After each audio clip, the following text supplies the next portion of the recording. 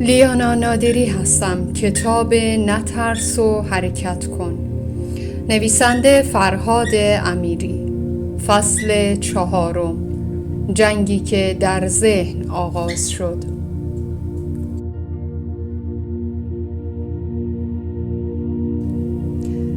بعد از آن شب فرهاد دیگر آدم قبلی نبود. ظاهر زندگیش هنوز تغییری نکرده بود، اما ذهنش آرام نمی گرفت. هر روز بیشتر از قبل به زندگیش فکر می کرد و سوالهای تازه‌ای در ذهنش شکل می گرفت. او حالا می فهمید که سالها فقط برای حفظ امنیت زندگی کرده است. امنیتی که در ظاهر آرامش داشت، اما در درونش او را خسته کرده بود. برای اولین بار احساس می کرد بین قلبش و عادتهای قدیمیش جنگی شروع شده است، جنگی که هر روز شدیدتر می شد.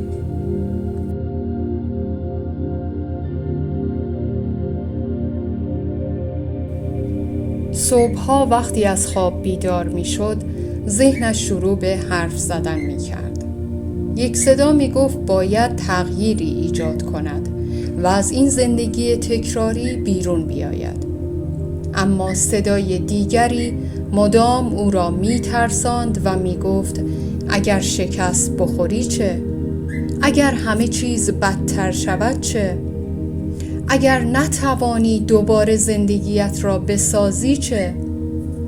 فرهاد حالا فهمیده بود که بزرگترین مانع زندگیش شرایط بیرونی نیست، بلکه ترس‌هایی هستند که سالها در ذهنش ریشه دوانده‌اند.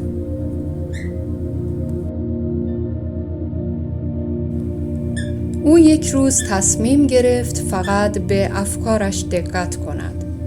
متعجب شد وقتی فهمید بیشتر حرف‌هایی که در ذهنش جریان دارند منفی‌اند.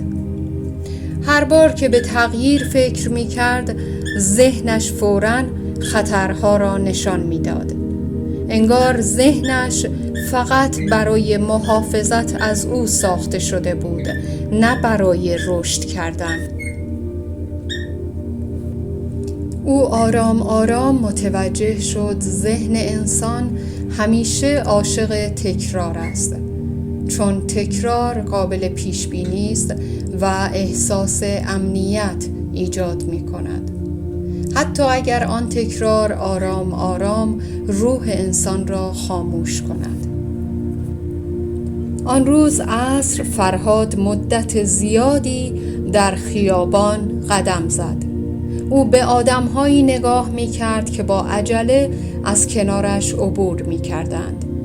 بعضی‌ها خسته بودند، بعضی‌ها عصبی و بعضی‌ها غرق در فکرهای خودشان. ناگهان احساس کرد بیشتر مردم در حال فرار از خودشان هستند. آنها آنقدر درگیر روزمرگی شدند که دیگر فرصتی برای فکر کردن ندارند. و شاید همین دلیل است که خیلی ها سالها در زندگی هایی میمانند که دوستشان ندارند. چون هیچ وقت متوقف نمی شوند تا حقیقت را ببینند. وقتی شب به خانه برگشت، دفترش را باز کرد و شروع به نوشتن کرد. او این بار تمام ترس‌هایش را روی کاغذ آورد. ترس از شروع دوباره، ترس از اشتباه کردن و ترس از قضاوت شدن. اما هرچه بیشتر می نوشت، احساس می کرد که ترس‌ها کوچکتر می شوند. انگار سالها آنها را در ذهنش پنهان کرده بود و حالا برای اولین بار روبرویشان ایستاده بود.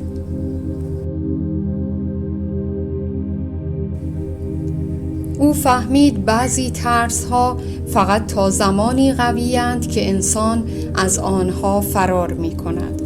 اما وقتی روبرویشان بایستی، قدرتشان کمتر می‌شود.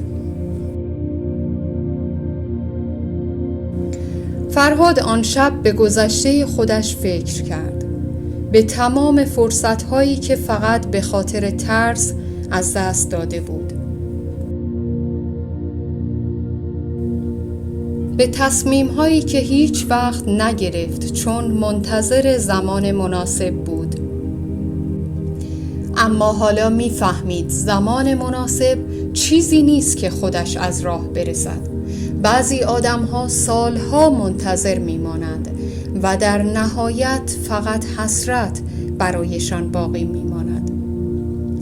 او نمی‌خواست یکی از همان آدم‌ها باشد.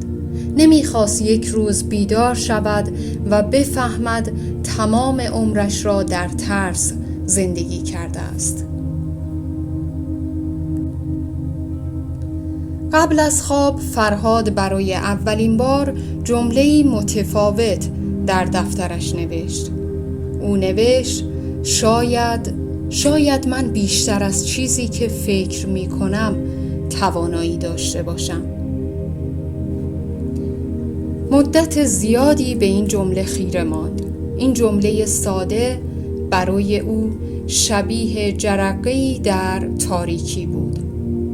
هنوز ترس داشت و هنوز آینده برایش مبهم بود، اما حالا برای اولین بار در کنار ترس کمی امید هم احساس می کرد.